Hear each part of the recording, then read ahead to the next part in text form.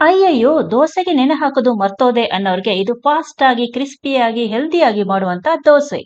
ನಾನಿಲ್ಲಿ ಮಿಲ್ಲೆಟ್‌ನ ಚೆನ್ನಾಗಿ ತೊಳ್ದು, ಒಣಗಿಸಿ ಅದನ್ನ ಮಿಲ್‌ಗೆ ಕೊಟ್ಟು ಪುಡಿ ಮಾಡಿ ರೆಡಿ ಇಟ್ಕೊಂಡಿದ್ದೀನಿ. ಇದನ್ನ ನೀವು ಅಕ್ಕಿಗೂ ಅನ್ವಯಿಸಬಹುದು. ಅಕ್ಕಿಯನ್ನು ಇದೇ ರೀತಿ ಮಾಡಬಹುದು. ಇಲ್ಲಿ ನಾನು 2 ಕಪ್ ಮಿಲ್ಲೆಟ್ ಹಿಟ್ಟನ್ನ ಒಂದು ಪಾತ್ರೆಗೆ ಹಾಕೋತಾ ಇದ್ದೀನಿ. ಉದ್ದಿನ ಬೇಳೆ 1 ಕಪ್ ಅನ್ನು ಮಿಕ್ಸಿಗೆ ಹಾಕೋತಾ ಇದ್ದೀನಿ. ಯಾಕಂದ್ರೆ 2 ಕಪ್ ಹಿಟ್ಟು ತಗೊಂಡಿರೋದ್ರಿಂದ ಅದರ ಅರ್ಧ ಭಾಗ 1 ಕಪ್ ಉದ್ದಿನ ಬೇಳೆಯನ್ನು ತಗೊಂತಾ ಇದ್ದೀನಿ. ಉದ್ದಿನ ಬೇಳೆಯನ್ನು ಚೆನ್ನಾಗಿ ನುಣ್ಣಗೆ ಪುಡಿ ಮಾಡ್ಕೊಳ್ಳಿ. ನೋಡಿ, ಈಗ ಮನೆಯಲ್ಲೇ ನಾನು ಮಿಕ್ಸಿನಲ್ಲಿ ಉದ್ದಿನ ಬೇಳೆಯನ್ನು ಪುಡಿ ಮಾಡಿ ಇಟ್ಕೊಂಡಿದ್ದೀನಿ. ಪುಡಿ ಮಾಡಿ ಇಟ್ಕೊಂಡಿರುವ ಉದ್ದಿನ ಬೇಳೆಯನ್ನು ಇವಾಗ ಮಿಲ್ಲೆಟ್ ಹಿಟ್ಟಿಗೆ ಸೇರಿಸಬೇಕು. ಇಲ್ಲಿ ನಾನು ರೋಲ್ಡ್ ಓಟ್ಸ್ ನ 2 ಹಿಡಿಯಷ್ಟು ತಗೊಂಡು ಅದನ್ನು ಪುಡಿ ಮಾಡ್ಕೋತಾ ಇದ್ದೀನಿ. ಪುಡಿ ಮಾಡಿರುವ ಓಟ್ಸ್ ಹಿಟ್ಟನ್ನು ಇವಾಗ ಮಿಲ್ಲೆಟ್ ಹಿಟ್ಟಿನ ಜೊತೆಗೆ ಸೇರಿಸ್ತಾ ಇದ್ದೀನಿ. 1/4 ಚಮಚದಷ್ಟು ಮೆಂತ್ಯದ ಪುಡಿ.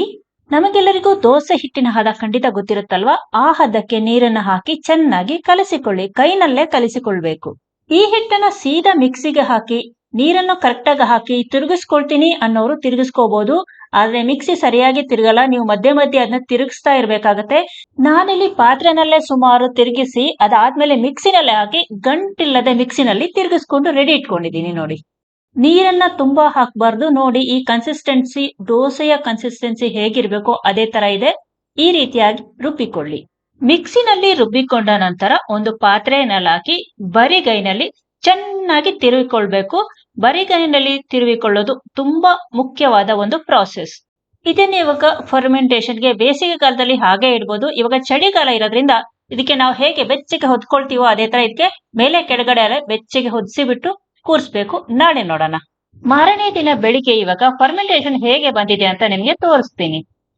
ಹುದುಗು ಬರಿಸಿರುವ ನಮ್ಮ ಮಿಲ್ಲೆಟ್ ದೋಸೆ ಹಿಟ್ಟು ಇವಾಗ ತುಂಬಾ ಚೆನ್ನಾಗಿ ಫರ್ಮೆಂಟ್ ಆಗಿ ನೀಟಾಗಿ ಬಂದಿದೆ. ಚೆನ್ನಾಗಿ ದೋಸೆ ಉಬ್ಬುವ ರೀತಿ ಇದೆ. ಉಪ್ಪನ್ನು ಮೊದಲೇ ಹಾಕಬಾರ್ದು. ನಾನಿವಾಗ ರುಚಿಗೆ ತಕ್ಕಷ್ಟು ಉಪ್ಪು ಹಾಕ್ತಾ ಇದ್ದೀನಿ.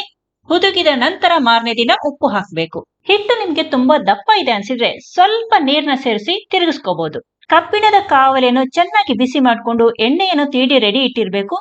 ಕಾವಲಿ ಚೆನ್ನಾಗಿ ಬಿಸಿ ಆದ್ಮೇಲೆ ನಾವು ದೋಸೆ ಹಾಕೋಬೇಕು. ದೋಸೆ ಮೇಲೆ ನೀವು ಎಣ್ಣೆ, ತುಪ್ಪ ಏನ್ ಬೇಕಾದ್ರೂ ಹಾಕೋಬಹುದು. ಈಗ ಗರಿ ಗರಿಯಾದ ಬಿಸಿ ಬಿಸಿಯಾದ ಘಮ ಘಮಿಸುವ ಮಿಲ್ಲೆಟ್ ದೋಸೆ ಸವಿಯೋದಕ್ಕೆ ರೆಡಿ ಆಗಿದೆ. ಇದನ್ನ ನೀವು ಯಾವುದೇ ಚಟ್ನಿ ಜೊತೆಗಾದ್ರೂ ತಿನ್ನಿ, ಪಲ್ಯದ ಜೊತೆಗಾದ್ರೂ ತಿನ್ನಿ, ಸಾರಿನ ಜೊತೆಗಾದ್ರೂ ತಿನ್ನಿ, ಬೊಂಬಾಟಾಗಿರುತ್ತೆ.